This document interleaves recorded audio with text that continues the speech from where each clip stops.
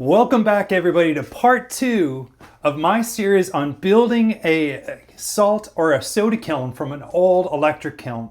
I'm so happy to have you back here. In this video we're going to be coating the inside of the kiln with 4 different coatings to see which one works the best and which one resists the salt and the soda the best to make our kiln last the longest it can. Now the purpose of this kiln wasn't to build a kiln and for something long-term. The purpose of this kiln was a test. I wanted to test out a couple different things. I wanted to test 3 things. 1, if you could build a kiln using only soft brick that would last a long time. And part of that is the second thing. 2, what you could coat the bricks with, or what kind of bricks could you use so they would last a long time and resist the attack, the caustic attack from the soda and the salt. And then third, I think a lot of us start off at a community center, we start off at a university, and we have access to all these wonderful, amazing kilns. And we learn all about soda and salt and wood firing. And then when we get on, this is exactly what happened to me. I got on my own. I was working in a residency, I was at a university. I was doing these things where I had access to these salt kilns, these wood kilns, these soda kilns. And then I moved on to my own, and all I could do was an electric kiln. So is it possible to build a salt or a soda kiln in a normal residential area? I don't live in a place where I have a large lot or anything like that. I live in a normal residential lot. It's less than a half acre. I don't know the exact square feet, but it's small. It's a normal residential lot. Can you build a salt kiln, soda kiln in your backyard without disrupting your neighbors, without being super loud? I love my neighbors.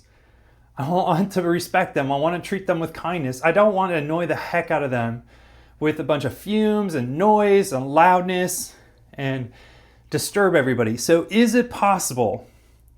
Can you do this on your own without being associated with the university, with a community studio? Can you just do this in your backyard? So those are the 3 things we're going to do in this video. We're going to coat the inside of the kiln with 4 different coatings.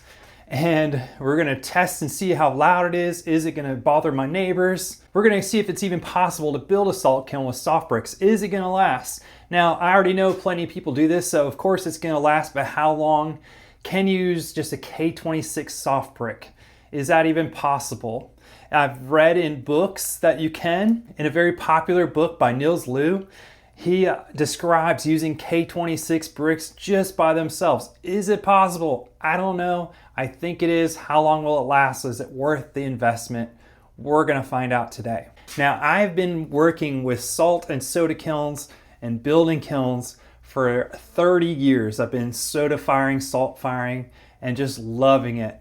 And this is not my first time building a kiln with a semi-soft brick. I built one with my good friend Tyler. Tyler designed it and I helped him build it, and I fired it for a bunch of times. I'm gonna put a bunch of pictures up of that kiln.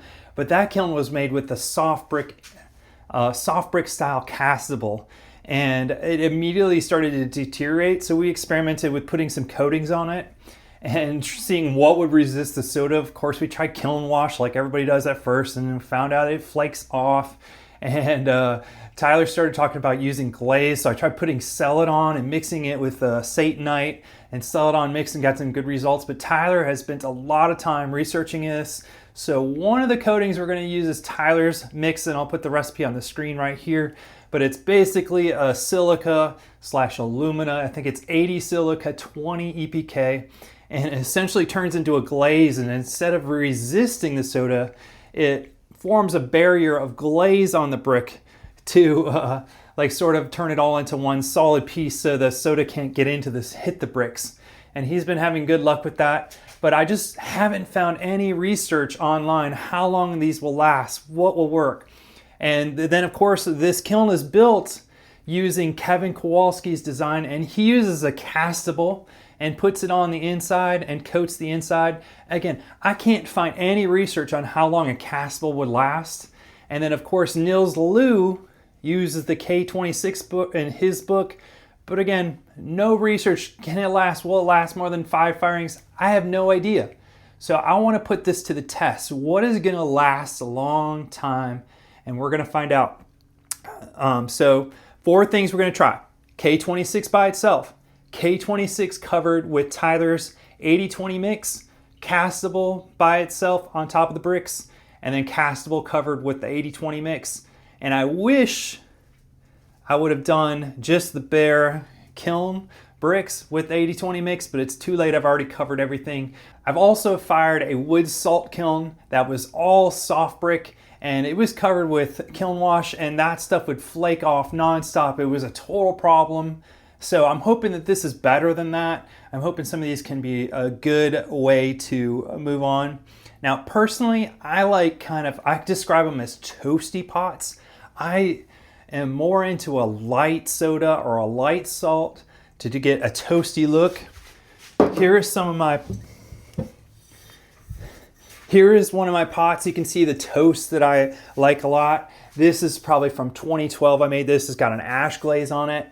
What I'm trying to do with my work is use all natural materials and just embrace the beauty of nature, embrace the natural materials as much as possible. Now, because I'm going for this toasted, natural, earthy, beautiful look, I'm going to be using a whole lot less soda than most people do. I think most people use a lot of soda to get those really pitted and orange peel effects, but I like a little bit more subtle, brown, toasty, natural look. So I'm going to be using a whole lot less soda, probably only about 1 to 2 pounds per firing.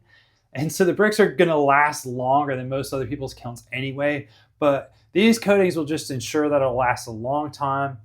And so let's get into it and go ahead and put them on there. I'm going to replace some of these bricks with some K26 bricks just to see how they react with the soda. And to do that, I'm going to need to loosen this band. And I'm going to use these bricks, which are pretty decent shape, to replace some of the other bricks. Never done this before. It's pretty easy. These are a little rusted, so I threw some WD-40 on them. You just unscrew this and that'll loosen the metal, and they slide right out. Now, these are in poor condition, but they're in better condition than some of the other bricks in the other shelves. So our K26s are much denser. So I'm actually pretty curious to see how that'll affect the firing, if it does at all. But just cut it out right. I'm just going to trace the old one and then cut that out. There's a little bit. Look at that. I've never really noticed that before. It curves. Just have to sand that down, I guess. All right, I'm going to make a couple of these and fit them in there. And then this is going to be our test to see how well this holds up. I'm going to try some other coatings on some of these bricks just to get an idea for future builds. What is the best coating for the bricks? This is the bottom row of the kiln. You can see how bad the bricks are. Now these over here were even worse, but I've already replaced these with some bricks off an oval. These are 3-inch bricks instead of 2.5. So I might replace that with some of the good ones from the top row, just crumbling. It's kind of disintegrated. Pretty bad bricks. In hindsight, it might be worth it to wait for a kiln that's in better condition, pay a little bit more money to deal with all this. Each layer has 10 bricks, and each brick has 2 sides. So I took the number 360 degrees and divided it by 20 and got 18 degrees for each cut. And I set up my saw for 18 degrees, and it's an old rusty blade, don't worry about it. And then I cut the rest with the drywall saw and then shaved off that back, and boy, did these fit perfect. I wanted to do them all like that.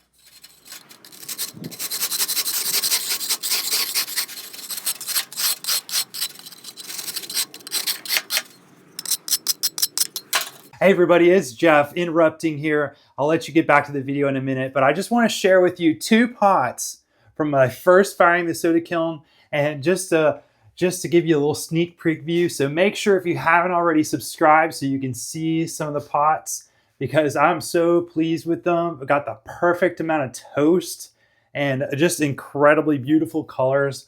I couldn't be more proud and more pleased with these pots. So make sure you subscribe so you can see the rest of them, and I'll let you get back to the video. Bye.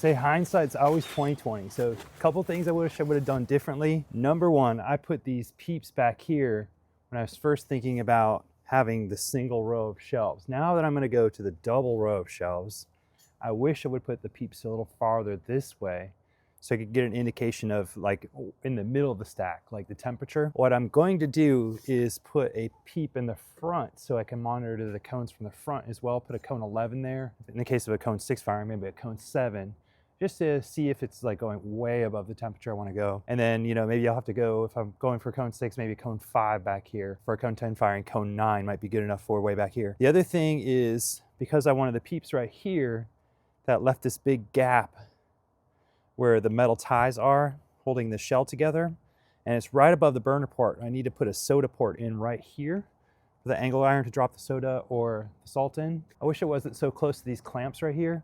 I'm slightly worried about the heat coming out and melting one of those. I do have several extra of these rings, these metal rings. So if it is a problem, I can replace it, but I wish I would have shifted this in a different way in the first place. I'm still gonna stick with the pyrometer. I think the pyrometer holes are good. They're right in the middle of the stack. They're away from the burner enough where they're not gonna melt. I think these are in a good spot. But we go ahead and drill a hole right here. It just needs, I'm gonna try to keep everything as small as possible. So I'm gonna be using a hole saw. It's my piece of angle iron right here that I'm gonna use for the soda. I just found the smallest hole saw I had that was bigger than the angle iron. I think this will work great. And I'm gonna drill that hole right there. This is, not that it matters, looks like to be about 2 inches, inch and 3/4 maybe. I'm gonna drill that hole right there to drop in the soda. I think that'll be perfect. And put one peep up here. And then we're gonna be ready to coat the inside. We got those K26 bricks here. They look awesome. I started thinking about the math. These bricks are about $8 a piece and they look so good. This is like, you know, when you paint a room, you paint one room and then the room next to it looks like it needs to be painted, or you paint part of your house and then the other part of your house looks like it needs to be painted. This is kind of the same thing. After I put these in, it looks so good that I kind of want to replace all of them.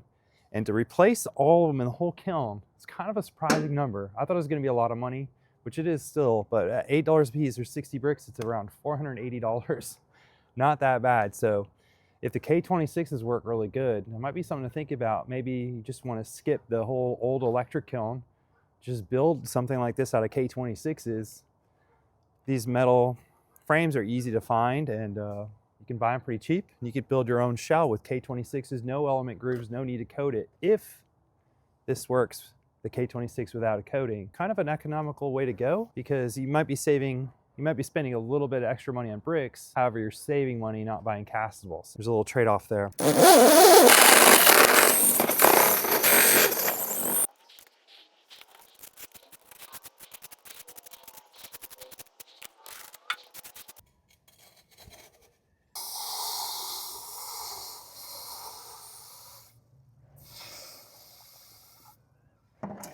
Now for the water to mix ratio, I couldn't actually find any instructions for this brand of castable, but the other brand that everybody else uses, I think it's called Mizzou, it recommends using 5 liters per 55 pounds. So that's what I did for this. Most of the time I ended up mixing 10 pounds or 20 pounds. And for the 10 pounds, it's like 850 milliliters or something like that. And it comes out this really thick clay consistency that you can kind of pack in, and it holds its shape. Did several tests and I found that if you spray it lightly and get it slightly wet, the castable sticks much better. Just think it keeps the bricks from sucking the moisture out of the castable and allows it to cure nice and hard. So I'm just gonna spray them down really lightly. And I'm gonna coat this bottom layer with a little bit of the castable so it seals up any holes when you put it first layer down. I'm just gonna get a little wet. I also did vacuum all the dust and everything out of here already.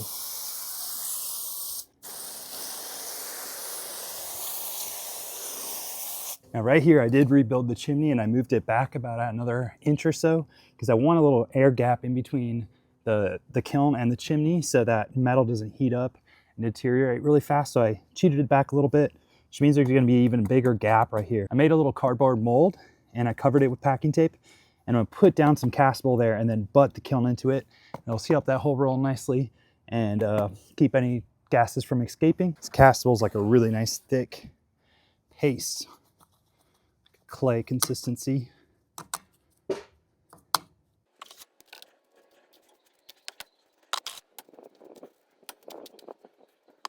Now, even though it was mid-November, it was still 80 degrees out and that sun was caking, and I had a hard time getting this stuff to stick at first.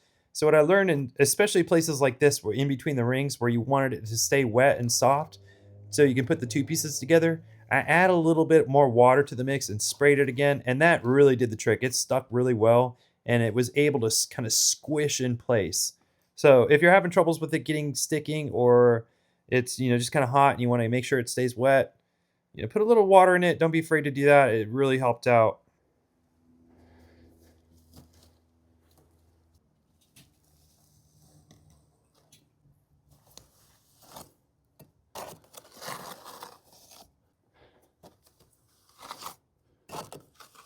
A couple weeks prior to this, I did make some test bricks, and I found out that the bricks I did not get wet first, and I just spread on the castable, and I didn't cover them with plastic earlier. That castable actually cracked and it shrunk just like clay did, and it kind of caused a big problem. So I learned that you got to cover up the castable so it can kick off and can cure properly, and keep it wet while you're applying it.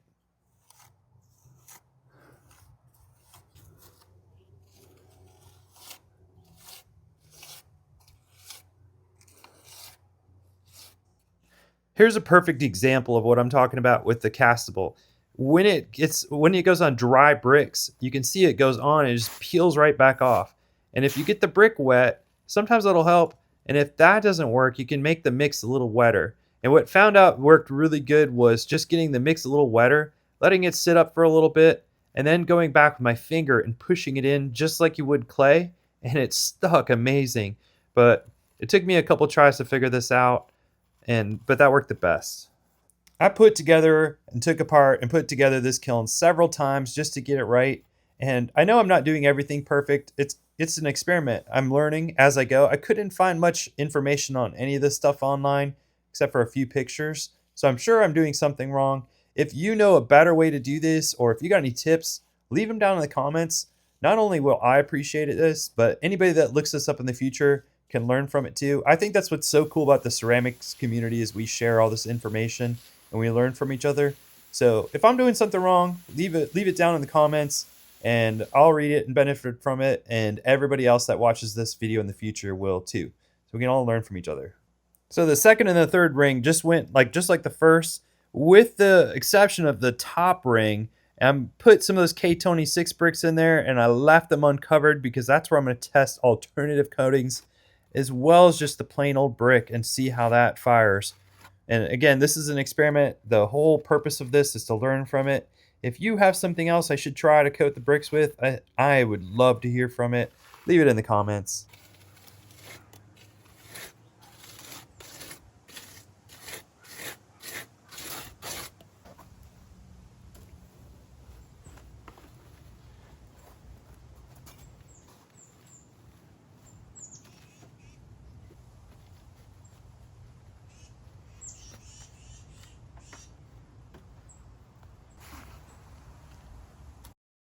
And there she is. She's all done. It ended up taking me just about the entire day to get this thing all prepped.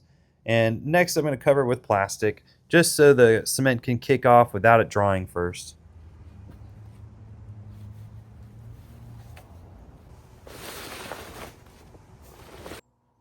It has now been 4 days since we cast this. I take off the plastic, and it's hard as a rock. It's still soaking wet, but that cement is kicked off, and it is hard as a rock, and it looks pretty darn good. That is a nice looking surface in here. Hard as a rock, just like cement. That cement is kicked off. And I'm going to let it dry out now for a couple days, and then we're going to fire up, slowly burn out some of the water in it. But overall, it's looking amazing. And I almost forgot our little flue down in here. Cardboard came right out. Packing tape does a trick. Feels like glass underneath there. That is pretty awesome. I've had this covered up with plastic the last 4 days also. Should be nice and cured in there. Give us a little space in between the chimney and the kiln so it doesn't burn out that metal. Now from here I did an extremely slow bisque firing with this Harbor Freight burner. I ramped it up really slow according to the manufacturer's specifications. just went super slow to give that time, the castable time to cure. And it was just really peaceful, and a really cool smell coming out of the kiln of that moist castable. Just reminded me of past times building other kilns, and it was just kind of a joy to do, see, and just to do. So here's the bisque firing. But when it came out, I noticed that we had several cracks in the castable. And you can see them here, some pretty deep cracks, and that's, of course, it's castable. It's made out of clay. It shrinks. The bricks don't. So, yeah, definitely a big problem. We got some cracks in the castable. Could have been the way I applied it. Maybe I put too much water in it, but I'm pretty sure it's just because it's got clay in it. It shrinks a tiny little bit.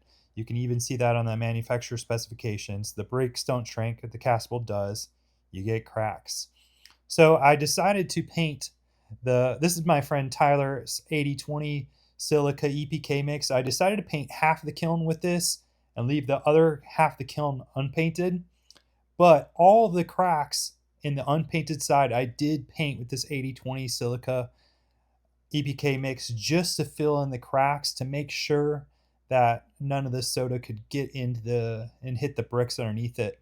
And my plan is, if it kind of shrinks and gets disintegrated with the soda, to paint the cracks every time until it completely fills in the cracks with this. But anyway, I just mix this up pretty thin. It's like a glaze, and I painted half the kiln, the side that's closest to me, including the K26 bricks, with the 80-20 mix, and right over the castable. And the side that's closer to you is, including the K26 bricks, is I'm going to leave unpainted except for those cracks, like I said earlier. Now, this is going to be one of those things where I've done this test brick here, and as soon as I did the test brick and fired it, I already knew that the castable is just not going to last. It's not going to be the solution I was looking for, because it shrinks. And a lot of the really popular one that everybody uses, I think it's called Mizzou castable. It shrinks, and then when it gets to around cone 6, cone 10, it starts to expand.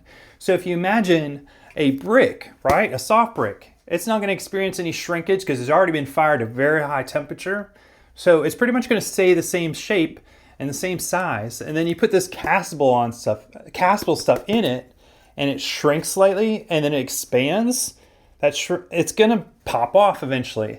And so my very first firing, just to cone 6 in an electric kiln, you can see it has this big crack right here, a big crack on the top where it started to shrink. Oh, and parts are coming off of it, and it's pulling that castable off. So I can already tell that this is kind of a bust. And so I just looked on social media, and I looked at everybody else that has done this on their kilns. And it's very obvious that this happens to their kiln too.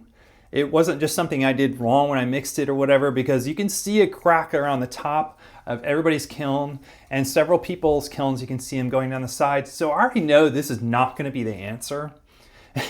So I learned a lot from this, and basically what I'm trying to do is take this knowledge and take it to the next level. And what I learned is coating this with castable is probably not the answer so far, right? I'm hoping that the K26s work, and just by doing that little bit of math, where I think it's $480 to build a kiln the same size as a 10-sided, your regular 1027 kiln, it's around $480 for the bricks. Okay, I bought this used kiln for $100, but as you can see from the video, it had multiple broken bricks in it. So let's say I spent about $200. And I spent about $100 getting the castable and $50 for the shipping. So right there I'm at $350. I could almost get brand new bricks for K26 bricks, if they work, for the same price as, buying an old used crappy kiln that you have to do a bunch of work to. And then as I think about it, if I'm going to be buying all new bricks, why would I build it in the shape of a 1027? Why wouldn't I build it rectangular, where I can build a proper downdraft so I get really even firings? So I think that's where I'm going with this. I'm going to just use this one. So I'm going to use this kiln for the next year or two and make as many pots as I can. I'm going to fire it and keep on learning about How many times can you fire it with the castable, with the K26s by themselves, with the K26s covered with the 80-20 mix, and seeing how long that lasts, and then just go ahead and build one out of regular brand new bricks in the shape I want. Now, I've always been under the understanding that big kilns need to be 9 inches thick, but as you can see from the first firing, the reduction firing in part 1, it's only 2.5 inches thick, and it worked just fine. It got to cone 6 just fine. It uses 8 gallons of gas, 8 gallons of propane, which was like $2.45 a gallon or something like that. It was around $35 to fire it. So why does it need to be 9 inches thick? It could probably be just 4.5 inches thick and use way less brick than those 9, because I was pricing out what it would cost to build a 9-inch thick brick kiln, and it's a lot of money. So why does it need to be so thick? So I'm thinking in the future, I'm going to make as many pots from this, sell them, raise the money from the sale of the pots to build the next kiln, where I'm just going to build it from whatever I get from this test. 4.5 inches, just your standard brick width, and just build it like that. Paint the inside with 80-20 if it works, and it should be pretty cost efficient, very efficient on gas, and it's probably the way to go. I can already tell that unless you can get one of these for free, these kilns for free, that coating with the castable is probably not the way to go. I really wish, and I think for the next video what I'm going to do is just take one of these bricks and just coat it with 80-20 and see if that'll work.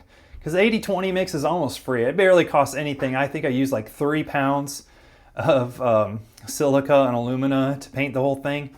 I made a 5-pound bucket and I barely used any of it. So it's very cost effective to make the 80-20 mix. And can that work on the bricks alone? Because that might be worth it. If you can get a $100, $200 kiln and then just coat it with 80-20, that might be best. So I think in the next video, the next time I fire it, I'm going to take just a regular soft brick from a kiln like this, coat it with 80-20, just fire it every time. Maybe I'll make it part of the bag wall and fire it every time and see how long it'll last. But I can already tell that this is not going to be the way. So I want to thank you for coming along on this journey. Now, if you didn't already notice it, this is a new channel for me. I did this way back in the day. On this channel, it was kind of my personal artwork channel, and then I made another channel for my educational stuff, and then I kind of stuck everything over there. But I noticed from my views on my personal artwork that I was kind of alienating some people. So I wanted to bring my own personal work back here. So if you haven't subscribed, you're definitely going to want to subscribe to see the next firing. I'm so excited to fire the kiln, and I think it's going to be a really good time. So thanks for sticking around. I'll see you in the next one. Bye.